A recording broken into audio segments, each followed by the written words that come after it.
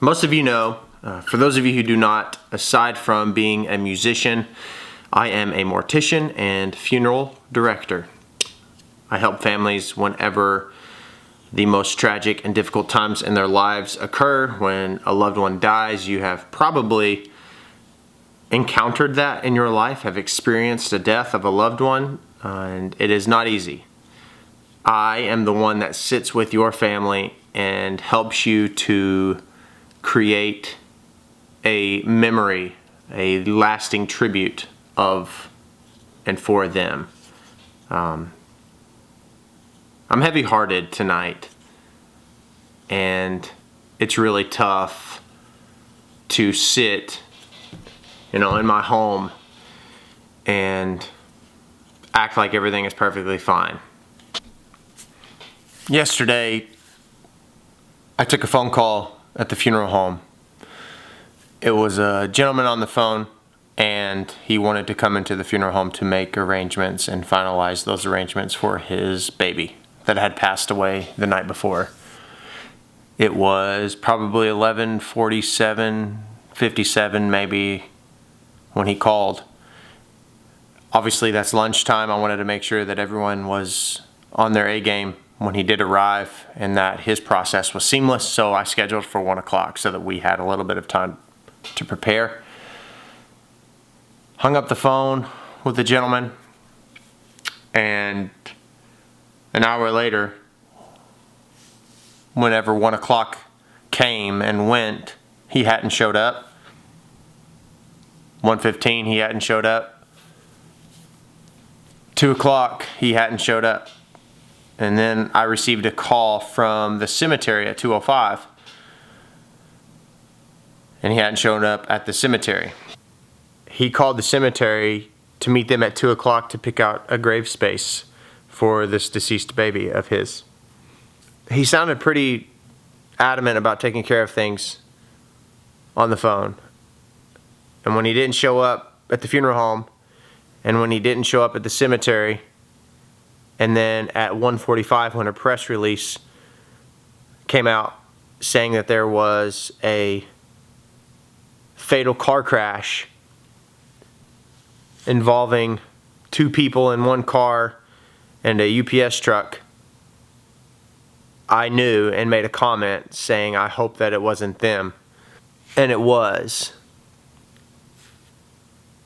It was the gentleman and his girlfriend who had just lost a baby the night before coming to my family's funeral home to make arrangements for their dead baby when they were struck and killed by a truck.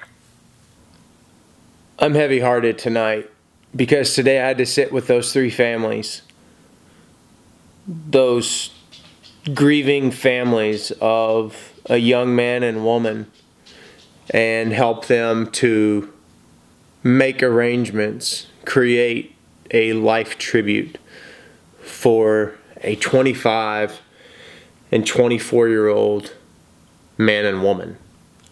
I am beyond words. You couldn't create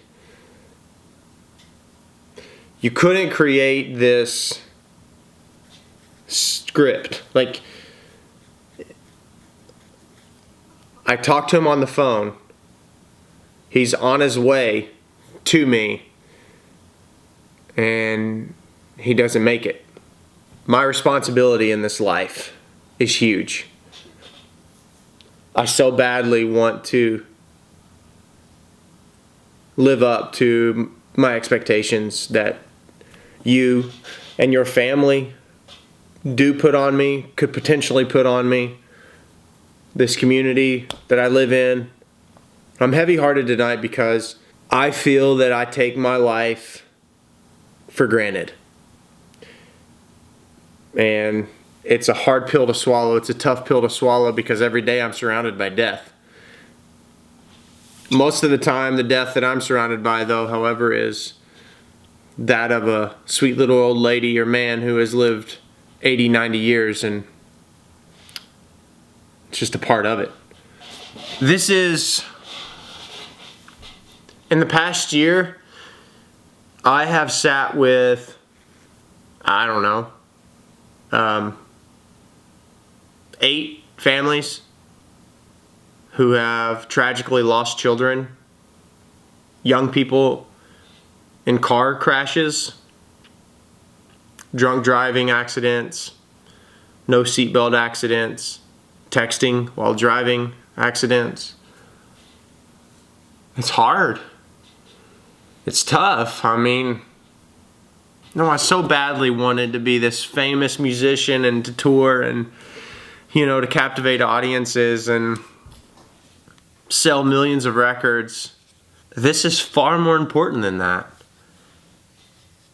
Sitting in front of a family today and telling them that I'm sorry and being genuine about it and knowing that they know that makes me feel a sense of purpose that I've never felt before in my entire life.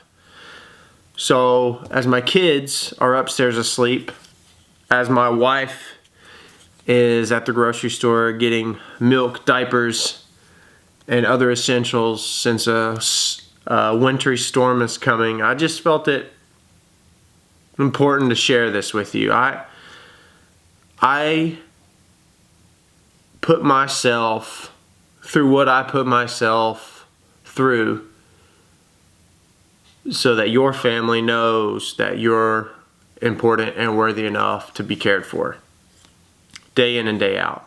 That is my commitment, sacrifice even.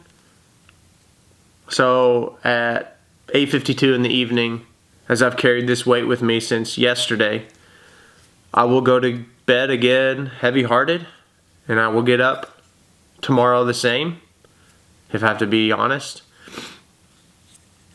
And I'll see to it that this family's cared for. I genuinely love what I do. And I personally feel there is no one better in this field than my family. No one better. No one could care for you all the way that my family does. I'm honored that a family dealing with a tragedy such as this feels confident enough in mine to help them. And the thing that sucks the most is that I think we're getting really good at this whole car fatality stuff, and it's not easy. It's not an easy pill to swallow. So I want to challenge you tonight. Be grateful for life. Be grateful for family. Be grateful for the money you have in your wallet, whether it's a lot or a little, because it's more than a lot of people have. And do good with all those things. Do good for all those things. Use those as tools to better this world. And my commitment and promise to you tonight, tomorrow, and for the rest of my existence is that whatever I do and put my hands on and put my heart into, it will be the best it possibly can be for the sake of encouraging you.